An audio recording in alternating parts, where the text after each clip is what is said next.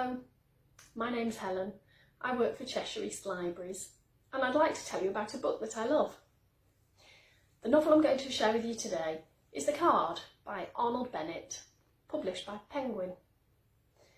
The Card tells the hilarious and light-hearted story of likeable rogue Edward Henry Machin, who somehow begs, cheats and charms his way from his humble upbringing as a washerwoman's son to his position as one of the most respectable characters of the potteries.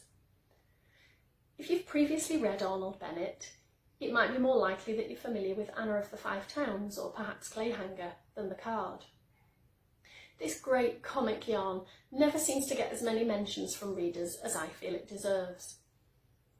Although Bennet was born in the potteries, his journalism and writing took him to London and Paris, and his daughter Virginia, who lived in France, became president of the Arnold Bennet Society, which you can still visit online today for further information.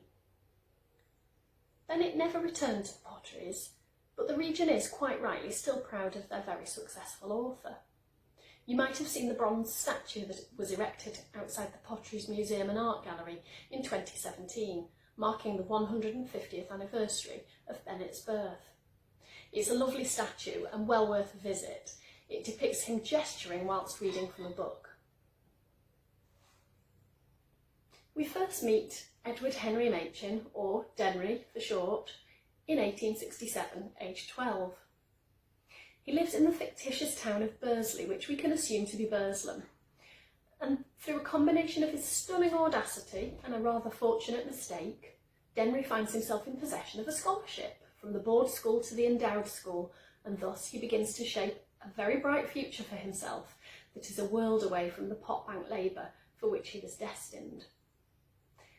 Now, I'll admit that I'm not someone who likes to reread books generally, but this is one of the few that I have revisited more than once because I find it sheer fun and it makes me smile the whole way through. I also enjoy the fact that because Bennet was very much aware of and also subject to snobbishness and prejudice, there's a strong sense of the subversive in his characters and an optimistic belief that ordinary people actually can do extraordinary things. For me, the depiction of the industrial heritage of the Five Towns, the holidays to Llandudno, the escapades at train stations, the wheeling and dealing and not to be missed society dances, all remind me of the tales my grandpa used to tell of his family's escapades.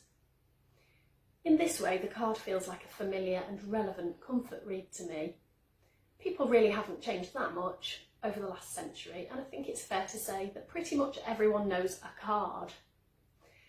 I would recommend this novel to anyone who needs something well written, cheerful and optimistic to focus on. There are so many fun scenes that I could choose to highlight for your attention, but by taking them out of context I would risk ruining the wit and humour that are embedded in every page.